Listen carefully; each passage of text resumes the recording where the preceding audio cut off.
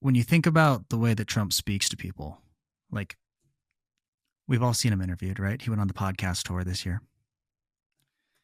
He repeats himself over and over and over and over again. Why do you think he does that? He calls it the weave. Why does he always say the same thing over and over and over? It's because he wants to make sure you know exactly what he's saying. So he says it over and over and over again. He keeps it simple. People can actually hear this stuff. You know, if you look at Kamala, part of the problem with her income tax proposal is that it had a really heavy emphasis on credits. Okay. Child tax credit, green energy credit, this, that.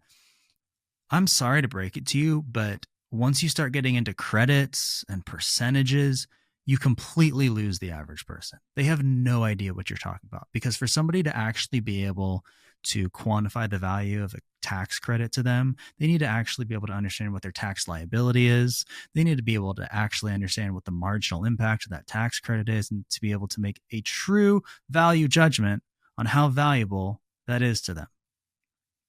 Nobody's doing that. But if I say no tax on tips, well, people understand that. They might not be able to tell you if it's valuable to them or not, but they can actually understand that. Why do you think Kamala stole that line? I mean, it's pretty obvious. Anyway, yeah, the second you start talking percentages, people lose their mind. And what's crazy, like I said before, is that this messaging worked. I'm not going to say he fooled a bunch of people, because, well, I don't know. Sometimes I think that these guys don't even understand their own tax policies or their own tax proposals. Maybe that's a different discussion.